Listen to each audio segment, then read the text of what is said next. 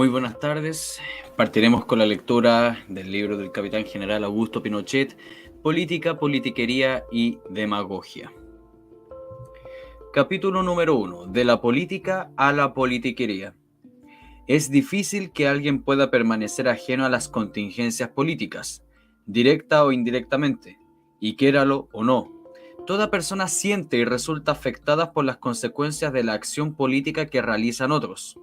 De esta se deriva la trascendencia que para todo el mundo adquiere las luchas políticas, las pasiones que ellas provocan, la importancia de que ellas intervengan los individuos más capaces y desinteresados. En la historia de nuestro país hay ejemplos de políticos de genuina probidad que sacrificaron estoicamente todo interés personal en beneficio de los superiores intereses de la patria.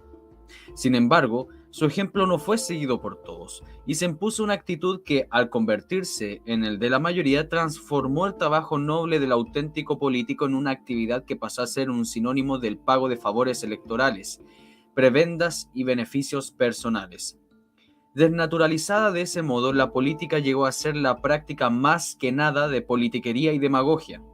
Creo justo insistir que en Chile ha existido y existen hombres que en su vida pública como políticos no se han dejado arrastrar por el afán insaciable de las conductas egoístas. Ellos han dado el ejemplo de dignos de ser imitados. Con su calidad humana y espiritual, trascendieron a la actividad que es tan estigmatizadora y logrera del partidismo a ultranza, aunque los hechos, su voz y sus actos solo hayan constituido una digna excepción.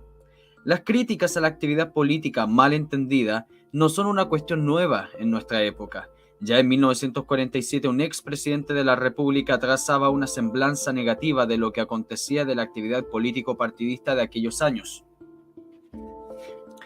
Al respecto prefiero citar textualmente sus palabras.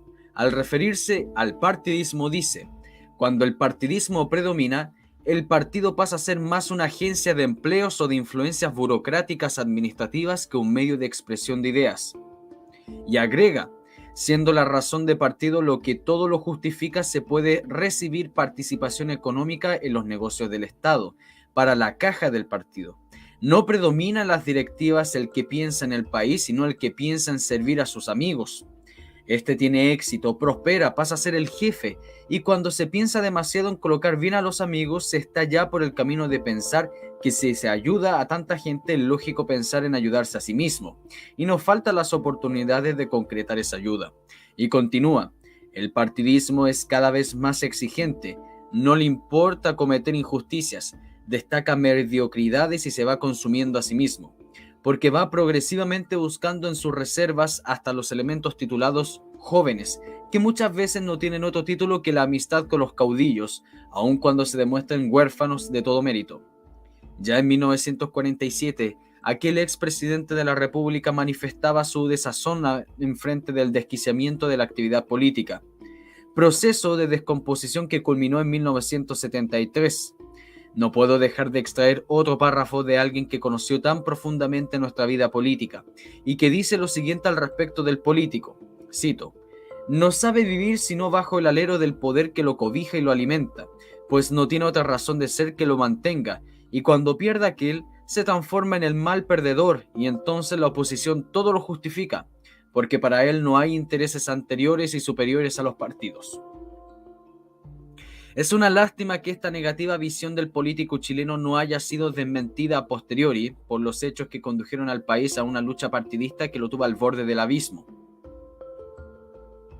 El artículo mencionado define con claridad un fenómeno que los chilenos bien hemos conocido. Cito: en el fondo, el partidismo es una forma de crisis moral, ambiciones incontenidas, ansias de beneficio o figuración personal, sentido de clan que se ayuda y acomoda, y agrega: al revés, hay que desconocer el mérito y aplastar al que se destaque, pues resulta incómodo para los que hacen de la política una pequeña profesión, que los saca del anonimato y del fracaso, que los libra del esfuerzo serio y del estudio y del trabajo. Duras pero exactas resultan estas palabras en alguien que dedicó mucho de sus esfuerzos a la política. Es la voz de quien vivió realmente esta situación. Sus conceptos, me parece, no deberían ser jamás desestimados ni olvidados. Las páginas que siguen pretenden llamar la atención sobre una serie de desviaciones que tenía el sistema político imperante en Chile hasta 1973. Tales desviaciones provocaron la crisis que culminó ese año y afectaron tanto las conductas colectivas de la mayoría de los partidos como las actividades individuales de muchos hombres dedicados a la política, derivando esta noble misión de bien común en una politiquería enferma de partidismo, demagogia y sectarismo, la que estuvo a punto de provocar la destrucción del país. No pretendo entregar a través de estas páginas un ensayo de carácter teórico, sino una visión muy personal que describe aquel tipo de conductas y actitudes que terminaron con una forma muy progresiva y aceleradamente nuestra vida institucional. He decidido publicar estas notas con el deseo de llamar la atención sobre dichas desviaciones, por cuanto algunos pretenden, hoy en día, reeditar las mismas prácticas cuyos resultados tanto daño le hicieron al país. Lo hago, pues desgraciadamente a veces se pretende hacer olvidar una realidad que pudo haber sido para Chile definitivamente trágica. Estoy convencido de que la actividad política es necesaria en una verdadera y profunda vocación al servicio público. Dicha vocación debe ir dirigida realmente a la consecución de objetivos superiores que procuren el bien común, y esos objetivos deben emanar de la historia, la idiosincrasia y la realidad humano-geográfica que nos inspira, es decir, de todos aquellos factores que conforman nuestra patria y sus tradiciones. Este ha sido el espíritu del gobierno que presido, espíritu que fue definido en forma precisa de la Declaración de Principios del Gobierno de Chile, solo a 6 meses de haber asumido la alta responsabilidad de sacar al país del caos político, social y moral en que lo asumió el partidismo. Sin embargo, me preocupa profundamente el saneamiento moral del quehacer público, tarea que considero difícil pero no imposible. Tengo fe en el alma nacional a pesar de que la juzgo carente de malicia, pudiendo por ello ser sorprendida y utilizada por las engañosas formas adoptadas por la demagogia. Pero siempre he creído que el chileno reacciona con decisión y firmeza en cuanto descubre el engaño. Esta necesidad del cambio de los hábitos políticos es una de las razones de mi esperanza en la juventud, porque ella sabe hacer coincidir la acción con los ideales.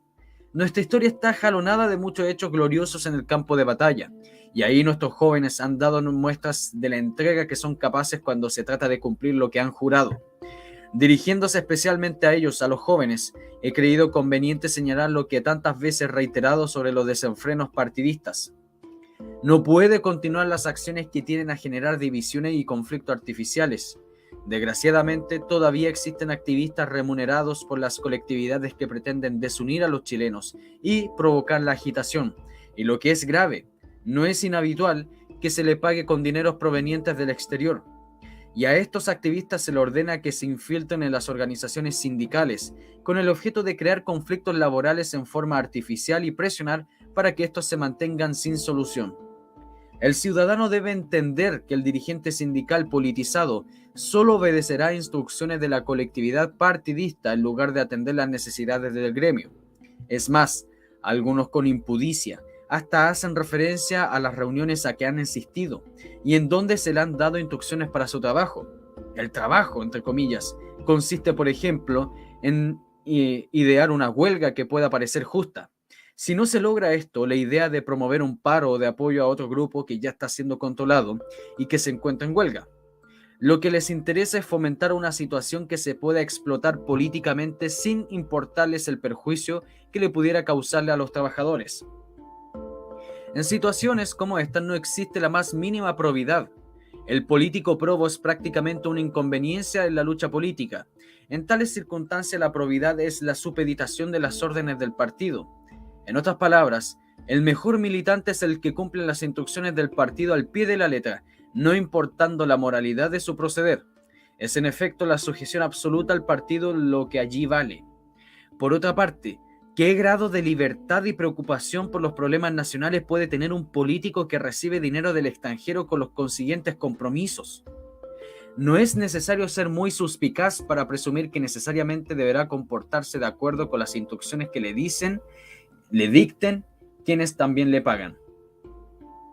No hablemos de los partidos marxistas cuya dependencia de las directrices foráneas es total. Allí el grado de entrega moral y de conciencia es absoluto. Y la historia nos muestra de todo modo casi caricaturesca en el sentido trágico, como algunos llegan hasta celebrar las invasiones a sus propios países. Por ello hago votos para que estas líneas llamen a la reflexión y para que la juventud que no sufrió los efectos del partidismo no permita que lo engañen, como también que su conducta futura se base en los cánones que son propios de lo mejor del alma del pueblo chileno.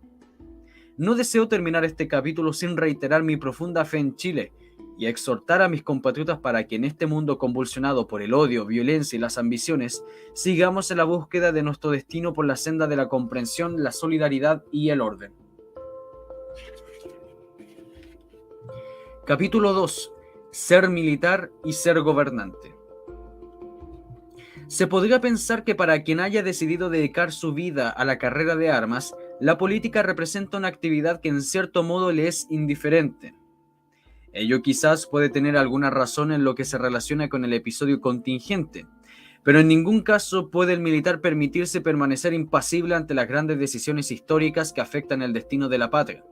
Como soldado de Chile, vi y viví con inquietud lo que en el país sucedía en los últimos lustros en que dominó el partidismo y sobre todo temí la tragedia que podría consumarse cuando el Partido Comunista consiguiese el poder a través de Allende. Preocupado por aquella realidad que había palpado en mis primeros años de oficial y que tanto me inquietaba, me pregunté muchas veces por mi posición como soldado de Chile y de modo especial por mi responsabilidad en aquellos momentos. Veía no solo cómo la institucionalidad había sido deteriorada, sino que más aún cómo los hechos la traspasaban diariamente ante la impotencia general. Y lo que es peor, asistíamos a la preparación de un cruel enfrentamiento entre compatriotas alentado abiertamente desde el extranjero. Nadie escuchaba ya la voz de la razón y de la armonía. Todo era consignas, imágenes ajenas a nuestra razón, a la realidad y a voces totalmente agresivamente altisonantes. La politiquería hundía nuestro país mientras los sectores más humildes sufrían las peores consecuencias de la crisis total en que Chile se debatía. A eso habíamos llegado en nuestra patria y a eso había que ponerle término. Producido el pronunciamiento militar el 11 de septiembre de 1973 e investido desde esos instantes de tan altas responsabilidades de Estado, me he detenido en no pocas ocasiones a meditar lo que a mí me ha significado asumir paralelamente dos papeles que, a mi modo de ver, si bien son distintos en la formalidad de su definición, no obstante convergen en el fin último. Me refiero a ser gobernante y ser militar al mismo tiempo. La vida militar me preparó, primero para entender, cabalmente, que ninguna institución puede funcionar en forma si existen en el seno caos y la anarquía. Deben en efecto darse jerarquías, funciones, responsabilidades. En una palabra, orden. Es lo que hablamos ayer sobre Portales. Se fija, el general Pinochet tenía esta idea portaliana del orden. No se puede hacer nada si está todo desordenado.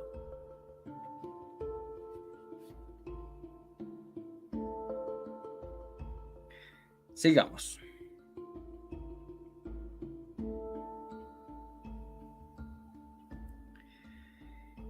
Aprendí que ese es un requisito fundamental para que la organización sea eficaz y aprendí también que cada componente de esa estructura idealmente no debe fallar en la ejecución de sus responsabilidades. Es decir, en la vida militar se vive, quizás con mayor claridad formal que en otra parte, en la permanente dinámica de mandar y obedecer. ¿Y acaso sucede algo demasiado diferente en cualquier otra actividad? En todo caso, quien manda debe saber hacerlo, y a su vez quien obedece en consecuencia. No puede escapar de la misma dinámica. Todo esto tiene que establecerse en la comprensión cierta de que en la organización militar, en ella, quien no sepa mandar no sirve, y quien no sepa obedecer tampoco sirve. Por lo demás, y aunque resulte un tanto drástico decirlo así, en la vida, la persona que resulta más útil es aquella que no sabe ni mandar ni obedecer. Y creo que para ejecutar bien el mando es imprescindible haber aprendido a obedecer. Y obedecer en plenitud, en forma comprometida y sin vacilaciones. Es mal jefe, por lo tanto, quien haya sido mal subalterno.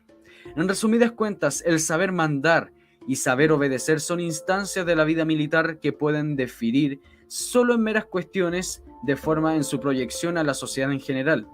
En todas partes debe darse jerarquías y mando, y en todas partes, por lo tanto, existirán personas con mayor o menor capacidad para ser útiles según su función. Así cualquiera que sea la organización social, básicamente debe conformarse con cierta jerarquía que debe estar en función de un real consenso, con una búsqueda auténtica de bien común. No debe repetirse el hecho de que minorías controlen y manejen decisiones, como aconteció en el pasado, o que éstas provengan desde el exterior. Una democracia debe sustentarse en un respeto jerárquico. Valgan estos alcances previos para referirse a algunas cuestiones que han ocurrido en Chile y que he visto aflorar desde que asumí la función de gobernante. Sufrimos en Chile todo un proceso movido por la demagogia, de uno u otro estilo, proceso cuyo fin era siempre el mismo, a saber, el permanente cuestionamiento de las jerarquías, de la autoridad y sobre todo del sistema mismo, para finalmente intentar destruirlo. O sea, emergió un pensamiento crítico, más exactamente un pseudo pensamiento crítico, destinado a crear las condiciones propicias para el avance del Partido Comunista. Esto pudo llevarse a cabo bajo la inspiración de los comunistas, la complicidad tácita de otros y la ingenuidad de terceros. La consigna era que todo debía ser cambiado, y para ello, de modo no tan subliminal ni delicado, se dejaba vislumbrar la idea amenazante de que previamente era imprescindible aniquilar lo existente. De ahí toda la efervescencia que los marxistas procuraron propagar, no solo en las universidades, sino que también en la educación media y quizás más abajo, llegándose incluso al intento de convertir la educación nacional en un adoctrinamiento socialista. El Partido Comunista y otras colectividades dispusieron de un número suficiente de activistas para impulsar inquietudes en la juventud, y muchas de ellas absolutamente legítimas, que ellos se encargaron de desviar hacia los intereses y fines partidistas. Y así fue desarrollándose el proceso chileno al que nuestro gobierno puso término. Y cualquier hombre que vista uniforme no le resulta difícil reconocer los elementos estratégicos de la acción política. Y de este modo especialmente claro, la ofensiva del Partido Comunista que obedece a las instrucciones que Moscú proyecta por el mundo. Los militares entendemos aquella permanente acción de guerra en que se encuentra el comunismo soviético, y por ello quizás somos el mayor obstáculo para la acción imperialista de la Unión Soviética. Capítulo 3. El partido empresa. La influencia comunista en la ideología y práctica de los partidos de centro e izquierda, más el financiamiento internacional de ellos, condujeron a las corrientes políticas a constituirse y actuar como verdaderas empresas económicas, con organización nacional. Su objetivo fundamental era la conquista y mantención del poder, aun cuando su militancia fuera numéricamente muy minoritaria en relación con el total de la ciudadanía. La forma de lograr sus propósitos consistía en proyectarse sobre todas las manifestaciones importantes de la vida de un pueblo. De hecho, iban tras la búsqueda de un control de mayor número de organizaciones representativas. Se quería con eso movilizar a las masas, crear hechos políticos y preparar las elecciones. Esto último de gran importancia para asegurar el futuro de la empresa política. A través de mis numerosas destinaciones en mi carrera militar, y de modo particular por mi experiencia en la zona del carbón, pude conocer cómo los comunistas primero y luego los otros partidos buscaban el control político de las organizaciones de los trabajadores. En estas acciones, y es necesario decirlo, no se excluyeron los medios coercitivos. El propósito de fortalecer la capacidad negociadora de los trabajadores justificaba la idea de la unidad sindical y la militancia obligatoria en el movimiento laboral.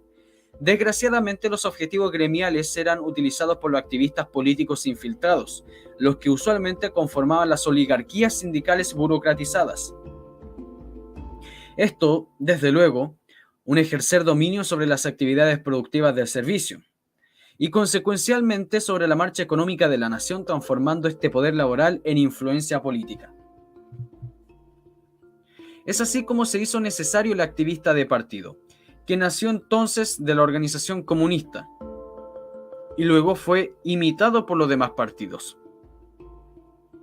Este pasó a ser el instrumento normal de los conglomerados políticos y es el organizador de la administración partidista en el medio social, y su presencia es detectada no solamente en las organizaciones de trabajadores, sino también en las juveniles, de pobladores, de artistas, de intelectuales, gremiales, profesionales y en todas aquellas que, en algún momento, puedan ser útiles a los fines del partido. Los activistas forman parte de la burocracia del partido. Junto con otros tipos de militantes se encuentran el asambleísmo y en el partido las posiciones que jamás pudieron lograr por mérito propio ni capacidad en otras actividades del diario vivir.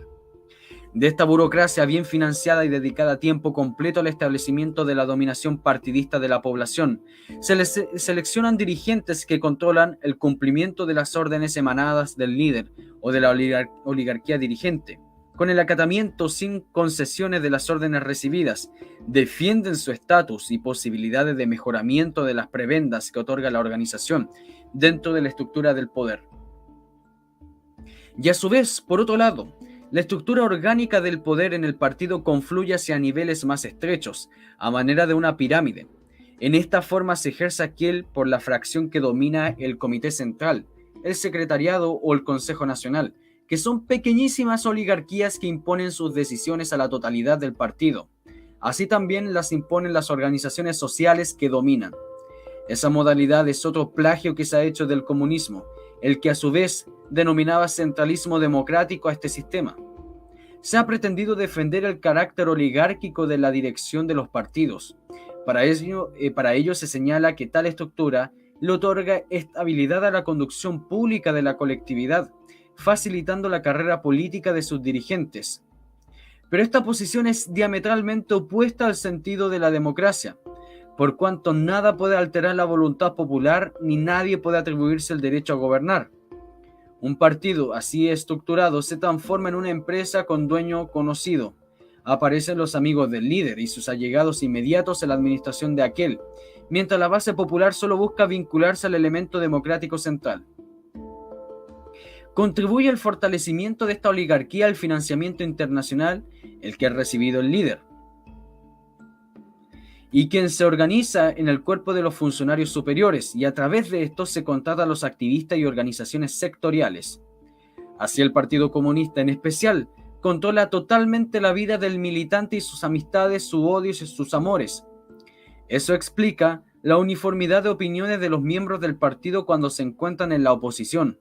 Al ascender al poder se produce una fuerte activación de las pugnas entre los dirigentes, fracciones, grupos o matices, convirtiéndola en la relación interna en algo insufrible, como expresión de las mayores flaquezas humanas, a tal punto que el partido pasa a ser dirigido por el Tribunal de la Disciplina. El manejo de las finanzas del partido le da un poder incontrarrestable al líder. El control del aparato partidista se transforma en definitivo. Su equipo de colaboradores que vive de dicho financiamiento sabe que nada puede hacerse o decirse que contradiga esta voluntad. Cualquier desobediencia lleva aparejada la pérdida de su puesto y su descalificación política. Cuando el líder muere o pierde el apoyo económico, surge la pugna por obtener la ayuda financiera, y quien la consiga obtendrá el liderazgo. La mantención de la maquinaria del poder partidista es costosa. Es impreciso alimentarlas con grandes cantidades de dinero y de influencias gubernativas.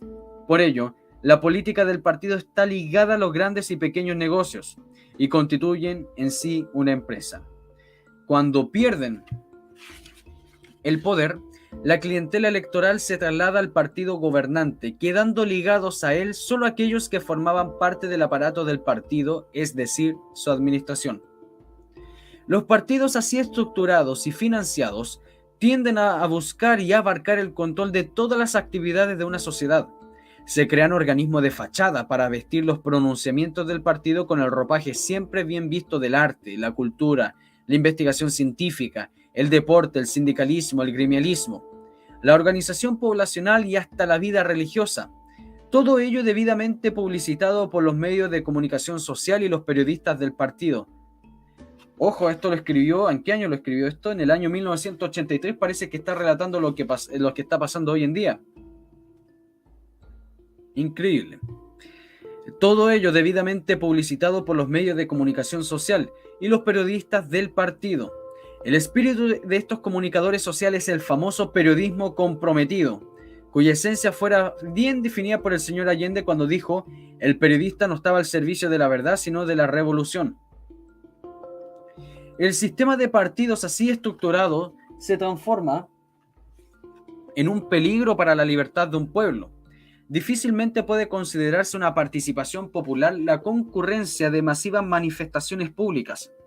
Eso constituye el circo con que se anima el sistema y permite a la masa desahogar tensiones y frustraciones, logrando la falsa impresión que participa en la alta política. La oratoria demagógica hace lo demás, y tras estas manifestaciones masivas con que se fabrica la imagen de la democracia activa, se escamotea la triste realidad de la desvalida condición de un pueblo, el que permanece atrapado en medio de la lucha de las oligarquías partidistas por la conquista del poder. Para hacerlo, mantienen en constante pie de guerra a sus activistas, introduciendo en todos los niveles de vida social la insidiosa y mezquina visión de la sociedad en un campo de batalla, que no habrá paz hasta la victoria final de unos de los contendientes. Esta es la tendencia totalitaria de los partidos. El objetivo de esta tendencia es la politización partidista de toda la sociedad, para lograr la conquista del poder. Por ello, en el arte, la cultura, hasta en la religión, desde la juventud hasta la vejez, todos deben someterse al control del partido mientras se lucha por el poder. Y una vez conquistado, la acción del partido se orienta solamente a mantenerlo. Por desgracia, todos los partidos, incluso los que se dicen sinceramente democráticos, confluyen en esta misma forma de concebir la vida política.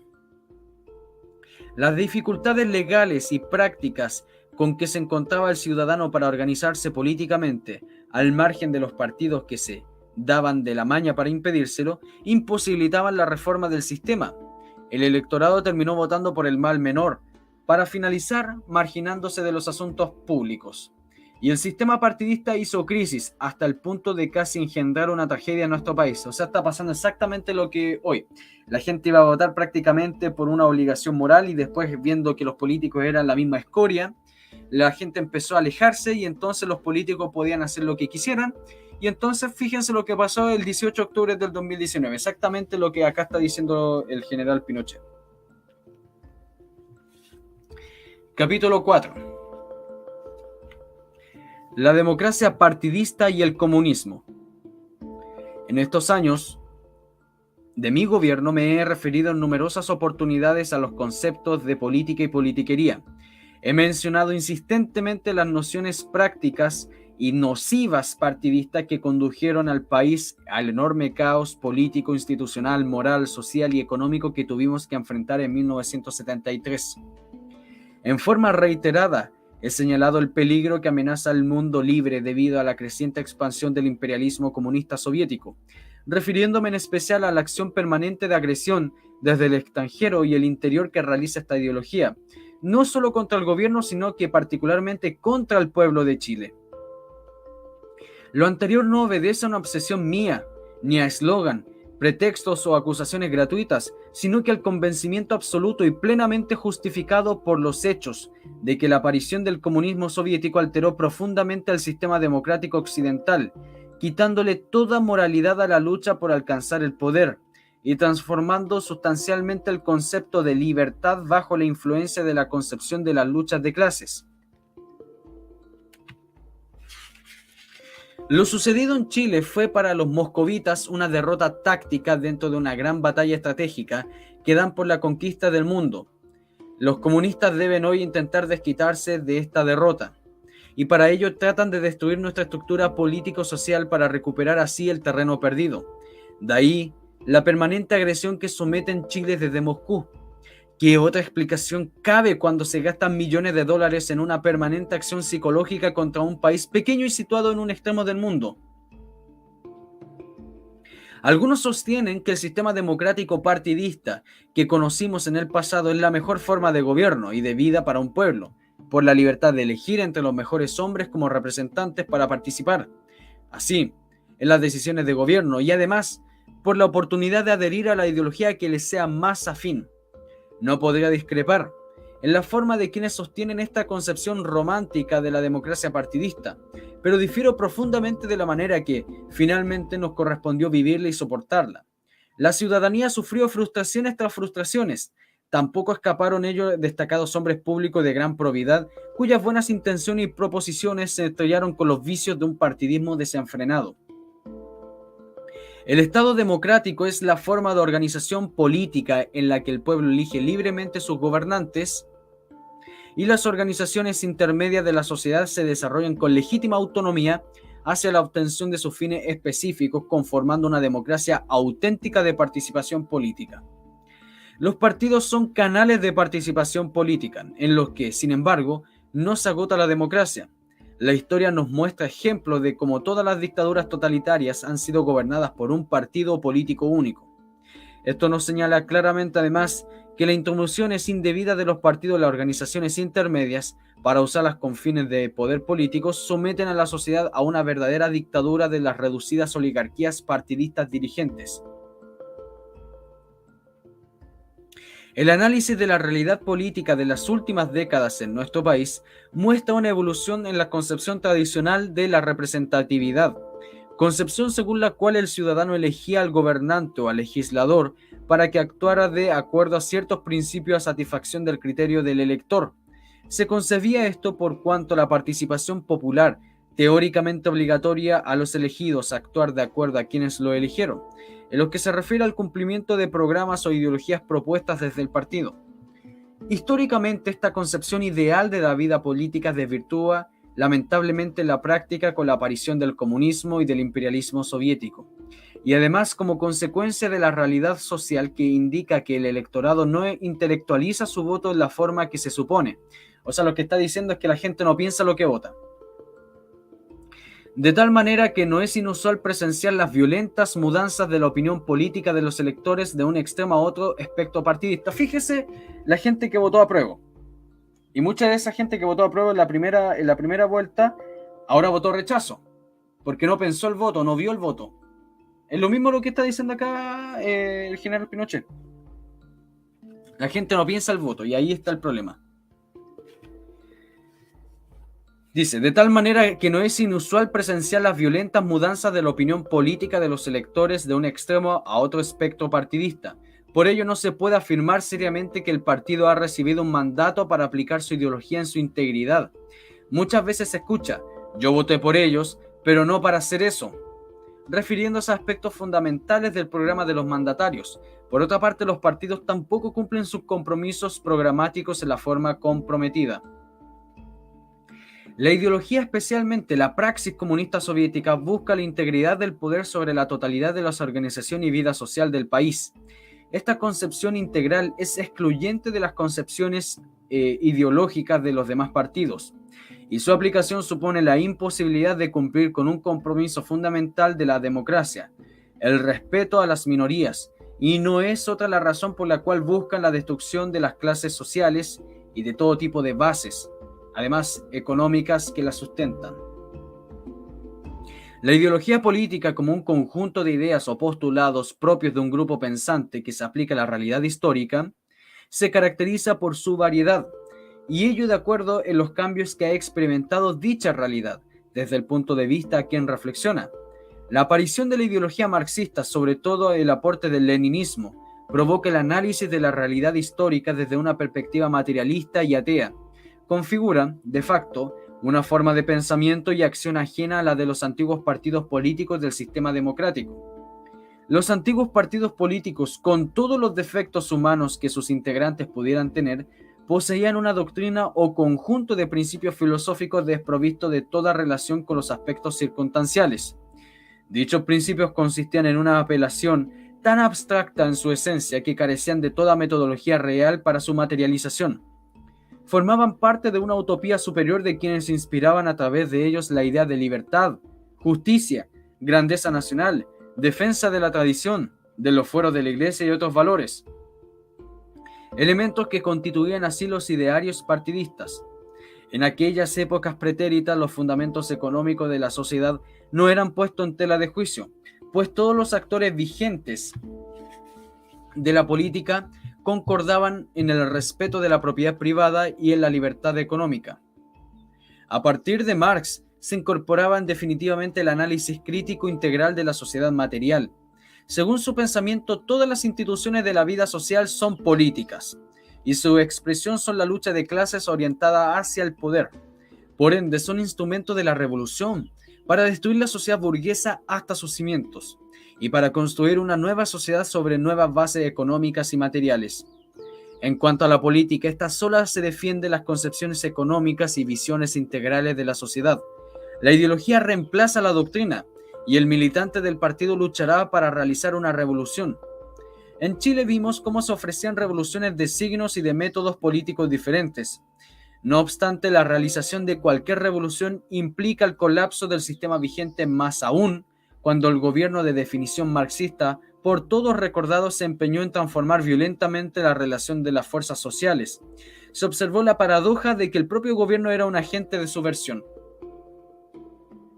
Tal audacia en los procedimientos es propia de los partidos cuya ideología consagra la revolución integral, sosteniendo su derecho a realizarla por sentirse dueños de la verdad, aunque sean minorías políticas. El Partido Comunista y los demás grupos marxistas, que siempre han sido minorías, incluso los países en que detentan el poder, participan en el sistema institucional democrático realizando una permanente actividad subversiva y utilizan las organizaciones sociales como un campo de batalla político, produciendo un trastorno completo de la vida social, cultural y económica de la nación. Obligan así al Estado a emplear su capacidad represiva.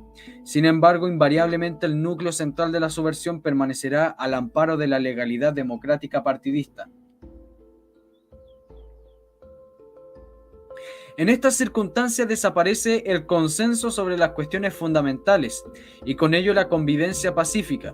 Algunos partidos adquieren la fisonomía de secta y sus militantes se sentirán participando de una vivencia de que compromete íntegramente su existencia, como solo puede hacerlo una religión. La ideología pasa a ser en la práctica un sustento secular de la religión, y no falta quienes intenten en su afán revolucionario unificar o conciliar el materialismo dialéctico con el cristianismo. Por ello no resulta tan extraño que conciba una teología política, la llamada la teología de la liberación.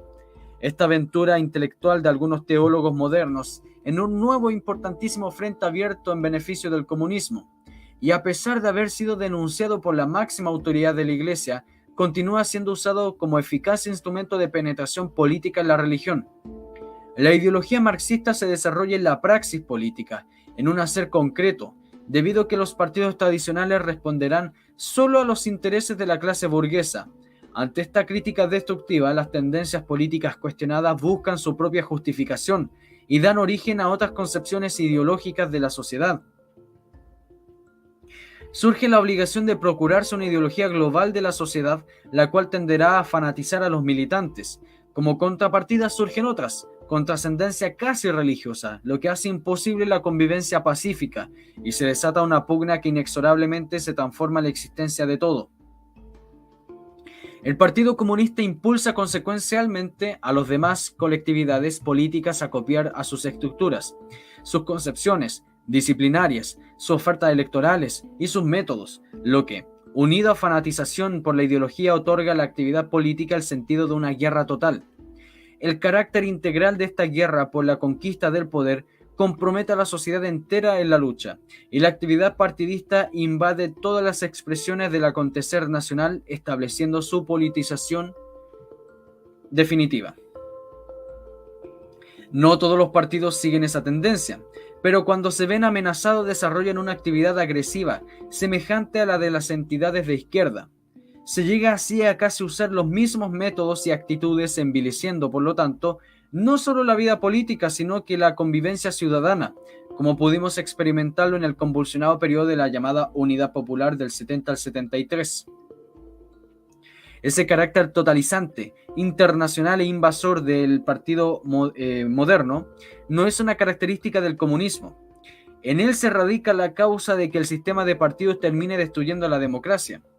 La ciudadanía reaccionaba a las elecciones contra la modalidad política mediante la abstención, cuyo alto porcentaje obligó a los partidos a dictar leyes represivas contra quienes no acudieran a sufragar.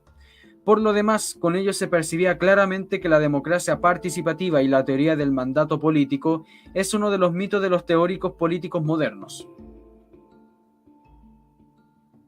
A pesar de la triste experiencia vivida en nuestro país, antiguas oligarquías partidistas se empeñaban en un retorno al pasado.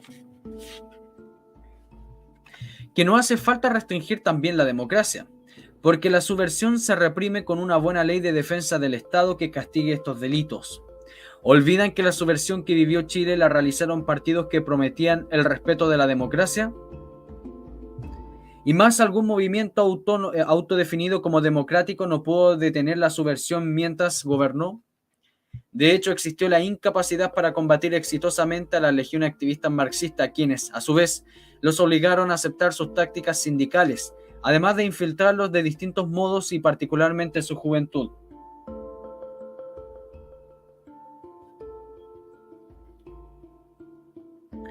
Curiosamente, son las oligarquías dirigentes de este tipo de partidos las que hoy presionan por el regreso de la democracia partidista. No existe en ellas el menor interés en reparar estos vicios que ya hemos señalado. Vicios a los cuales se podría agregar que la inconsistencia básica de su política, ofrecerlo todo, aunque parte de lo que ofrece no lo pueda cumplir porque contrapone con otra parte ya comprometida del mismo, conduce fatalmente a la aparición de las hoy soterradas pero activas fracciones pro-marxistas, tan aptas para vivir en la clandestinidad. Si tuvieran éxito, volvería a imponerse el marxismo y las mismas estructuras partidistas de ese entonces que le entregaron el poder, repitiendo las razones que grimaron en 1970, cuando se expresó: si se ha aceptado su participación en el sistema democrático, hay que entregarles el poder porque ganaron. Eso es lo que dijo la democracia cristiana, por cierto. En realidad se olvida que cuando en 1958 propiciaron y participaron en la legalización del Partido Comunista, argumentaron que estas formas defenderían mejor el sistema democrático. Habría que alabar la poca memoria de esos personeros. La operatoria de la democracia partidista obliga a los partidos el juego demagógico que lo arrastra al marxismo. Y es así como presenciamos el triste espectáculo observado en sus juntas nacionales, en donde se debatían los derechos a los ciudadanos con tal ligereza que un par de votos decidían sobre aspectos sustanciales de la vida de los habitantes de un país. En efecto, solo 500 o 600 personas integrantes de esta oligarquía burocrática partidista tenían el poder de resolver el sistema de vida de todo un pueblo. El sistema dirigido por partidos incapaces de ser leales con sus compromisos básicos deja en el juego a minorías activas y accidentales las cuestiones políticas esenciales. La sociedad chilena debe disponer en consecuencia de los medios legales que la defienda de la dictadura de los partidos políticos, pues las expresiones públicas de personeros de su oligarquía dirigentes señalaban la existencia de la misma mentalidad descrita. Por eso, la ley debe asignar el lugar que ocupen en la democracia que construye Chile, y en ningún caso debe hacerse la entrega del monopolio del quehacer político, ni debe permitirse que interfieran en los demás organismos representativos de la sociedad. Pienso, de acuerdo con mi experiencia, que la concepción más razonable del sistema democrático es aquella que entiende que los ciudadanos desean un gobierno abierto a sus inquietudes, que les proporcione seguridad y orden público, y una autoridad que los defienda de las injusticias, como también que se preocupe sinceramente de las necesidades de los más desvalidos. Creo, asimismo, que la renovación de autoridades debe hacerse de acuerdo a un calendario convenido constitucionalmente y que consagre el derecho a participar de los ciudadanos. Me parece que el deseo de la ciudadanía es que los políticos interpreten y representen las inquietudes, las necesidades, los problemas y los anhelos de la población y no al revés. Muy buenas tardes a todas las personas que están presentes. Por favor, le pido que deje su me gusta y compartan la transmisión. Deje su me gusta, por favor.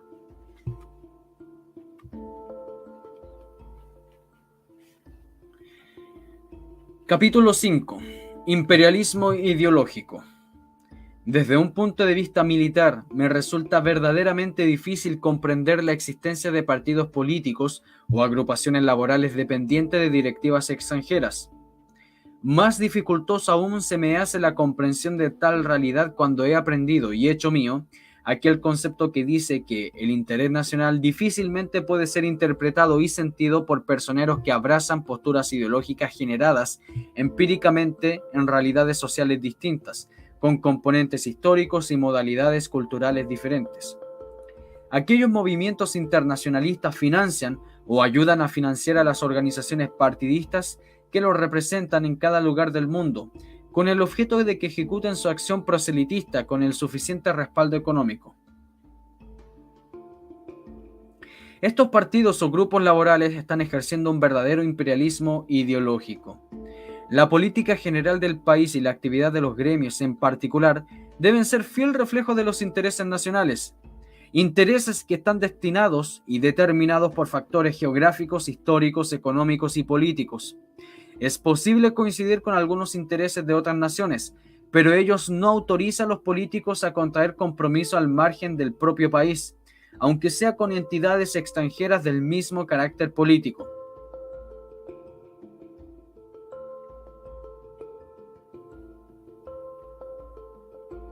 Las Fuerzas Armadas jamás podrán confiar en partidos o grupos laborales que adquieran este tipo de compromiso, ni en sus dirigentes, ya que los hombres de armas han sido educados bajo principios éticos por los cuales se considera una traición a la propia nación entenderse con gobiernos, agrupaciones sindicales o entidades políticas extranjeras, fuera de los cauces que el Estado posee para materializar sus realizaciones internacionales.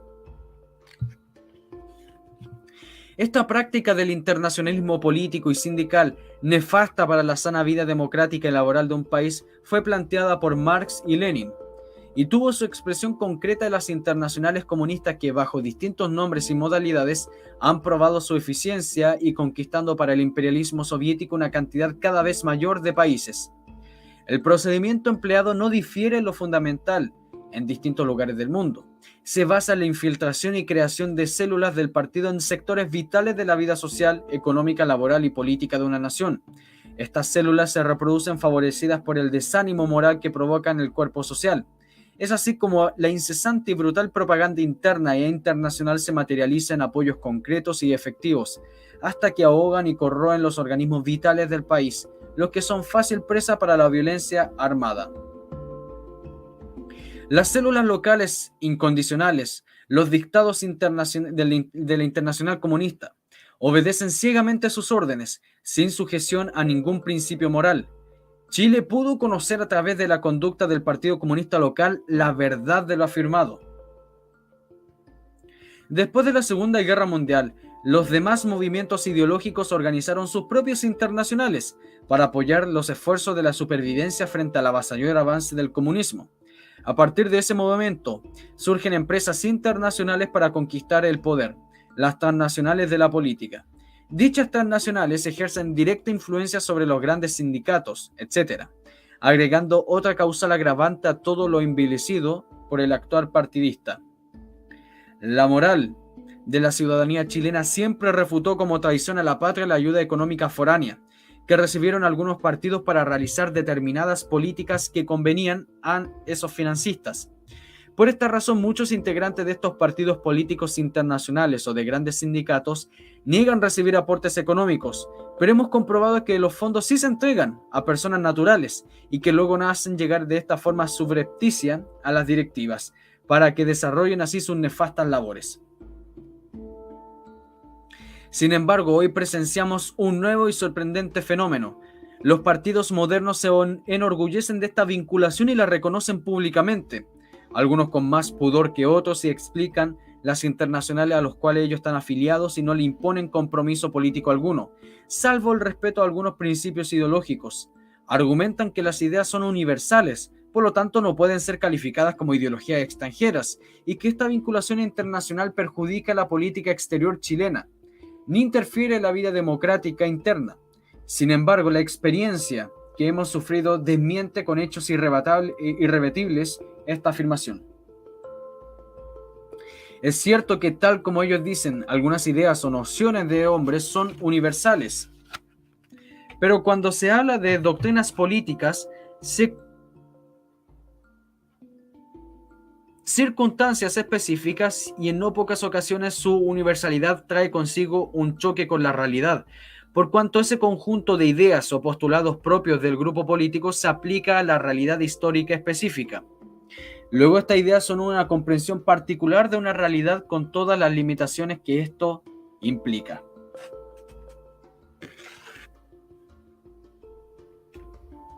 Cuando los partidos de izquierda y los de centro adoptaron a Chile la vía no capitalista del desarrollo, elaborada por los ideólogos marxistas y como instrumento de la acción política para los países en desarrollo, se estaba aceptando una ideología foránea, Y tal convivencia existe de la resistencia y desconfianza de la ideología foránea que provoca al pueblo chileno que pretendió imponer el marxismo en nuestro país bajo el inocente disfraz del socialismo a la chilena, que resultó sin embargo el mismo marxismo inhumano que tiene sumida una esclavitud a una parte considerable de la humanidad. La llamada Unidad Popular, amparada a una ideología extranjera, procuraba favorecer los intereses internacionales de la Unión Soviética, el expansionismo del movimiento comunista internacional, y en este caso el calificativo de traición es intelectual y moralmente justo. La incorporación de movimientos políticos internacionales o grandes sindicatos de orden mundial que controlan países de mayor capacidad económica origina una fuente de recursos para el partido o el sindicato en su lucha del poder. Hablar de partido me estoy refiriendo más explícitamente a las oligarquías dirigentes de estos movimientos, las que se encargan de agitar el ambiente contratando activistas profesionales para dar la impresión de efervescencia y sobre todo las que representaban a los grandes conglomerados sociales, garantizando así su incremento de flujo de dinero. Esta práctica inmoral significa una grave intromisión en la vida política interna desde el momento que extranjeros toman el partido en lucha por el poder político dentro del Estado. Y así desequilibran la contienda, favoreciendo a quienes gozan el apoyo financiero internacional en desmedro de los otros partidos de raigambre, inspiración y acción nacionales. En definitiva, esta práctica corrompe la actividad política. Sin embargo, su consecuencia más grave de este financiamiento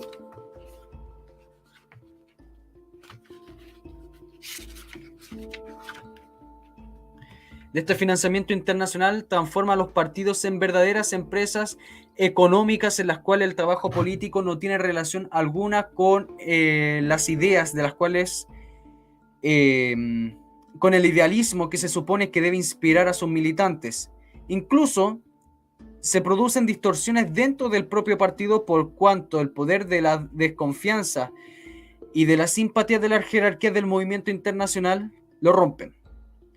Quien lo consiga logrará mantenerse del mando del partido por las ventajas económicas que le trae consigo la confianza y simpatía de la corriente ideológica que preconiza, ya que tendrá los medios para sostener la máquina burocrática de la organización para su respaldo en desmedro de otros dirigentes o aspirantes.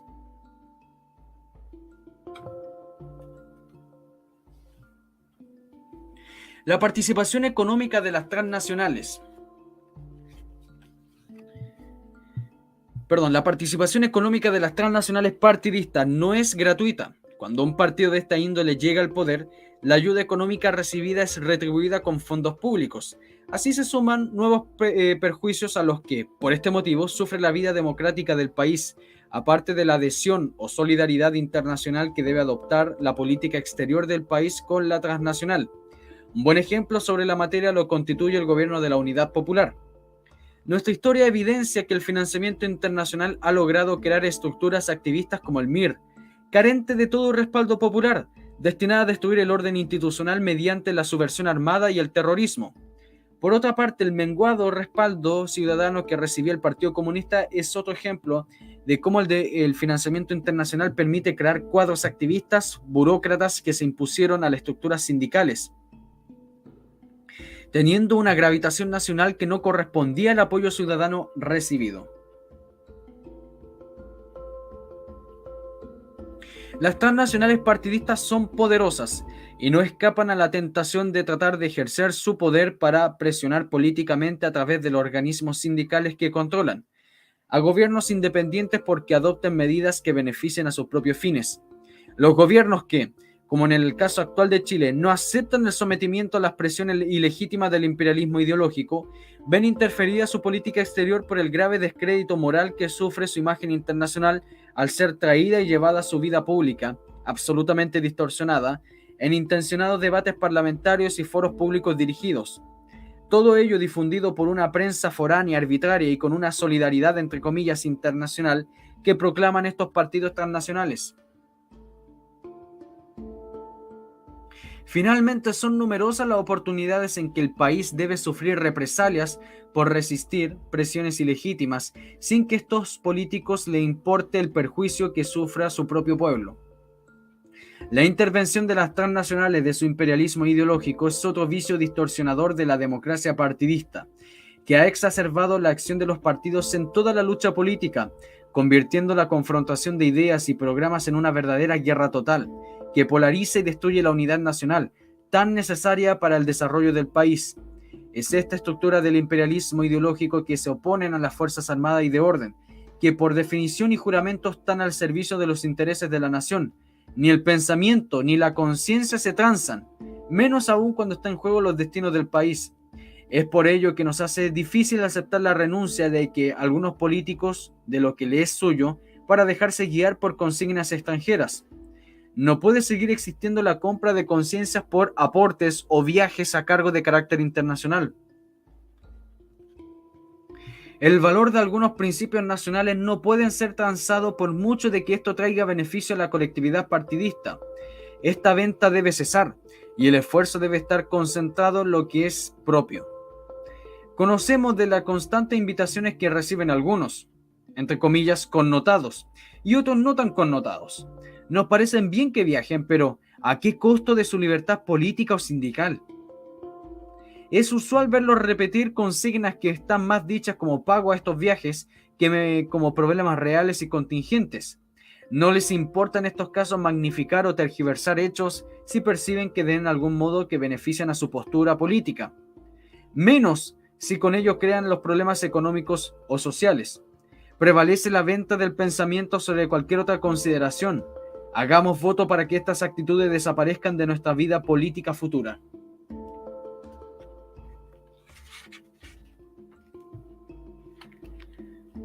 Dejémoslo hasta acá. Quedamos en el capítulo 6, la administración de las empresas estatales. Dejémoslo hasta acá. Muchas gracias a todos los que están acá. Saludemos. Muy bueno el libro. Saludos Maggie, saludos Diego Torres, Moto. No, esto no es Spengler, Spengler lo terminamos ayer. Pero me di cuenta que no sé si el general Pinochet haya leído a Spengler, porque habla mucho de la historia de Chile, cómo la historia define a Chile. No sé, puede que lo haya leído, no sé, pero o tengo mucho metido en la cabeza Spengler y estoy viendo Spengler por todos lados.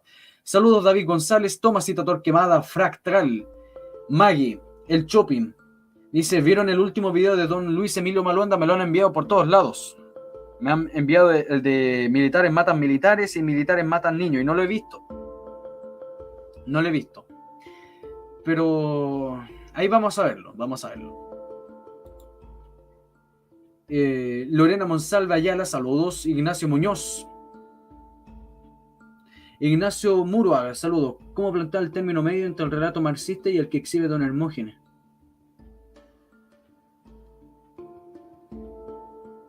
No tengo idea, no tengo idea a qué se refiere usted, don Ignacio. Saludos, Planet Caravan. José Bueno, saludos a usted. Plastic Rock, Valkyria, E.L, o mejor dicho, E.L, él. Laura Soledad Volvarán, Lorena Monsalve, Tapita para el Loro, Gavito, uno de los mejores presidentes que tuvo Chile. Nicole Dade, o Date, no sé cómo se pronuncia, pero saludos, estimado. José Aurelio, Manuel Alvarado, Mar 2T 16N, Patriota Más, saludos, hace tiempo que no lo veo, estimado. Cómpralo. Para la gente que quiera comprarlo, he visto algunas copias en Yapo. En Yapo hay copias de política, politiquería y demagogia. Y no creo que les cueste mucho dinero. También es un libro cortito, pero interesante. Patricia Aguilera, saludos. Trauco el Facho. No, muchas gracias. Yo tengo el mío. Le agradezco. Muchas gracias. Se lo agradezco en verdad. Que guarde su copia, porque les va a servir en un futuro. Muchas gracias, estimado. Saludos, Ángela. Nicolás Velázquez. Hope, Black Hawk, Gaby Zamorano.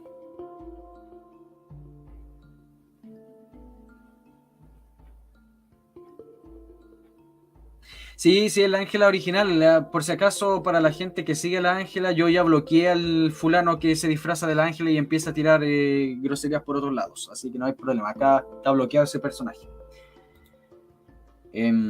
Gladys Díaz, lobo chileno. Y listo, dejémoslo hasta acá. Dejémoslo hasta acá. Muchas gracias a todos. Por favor, les pido, como siempre, dejen su like. Mejor dicho, dejen su me gusta, porque ya detesto el anglicismo. Dejen su me gusta, compartan, difundan el canal. Por favor, difundan el canal. Háganselo saber a todo el mundo. Spamelo por todos lados. Aunque los traten mal, no importa. Por la causa. Y hoy día no voy a subir videos, los voy a subir mañana por una cuestión que no lo he podido hacer, ya por si acaso. Mañana voy a subir el video, el miércoles y viernes va a estar normal, pero lo que hoy día iba a subir hoy día, valga la redundancia, va a ser mañana, por si acaso. ¿Ya? Y como siempre digo, cualquier aporte para el canal va a servir para comprar más libros del periodo de la UP, que son más caros que no sé qué, porque un riñón. Así que ahí está el flow, está el super chat y lo que sea. Les doy mi palabra que van a ser para los libros, no va a ser para comprarme un Ferrari ni nada de eso, ¿ya? Muchas gracias, que Dios los bendiga y nos vemos mañana con la lectura de Política, Politiquería y Demagogia, capítulo 2. Hasta luego. Saludos Javier AC, que no la había visto. Hasta luego.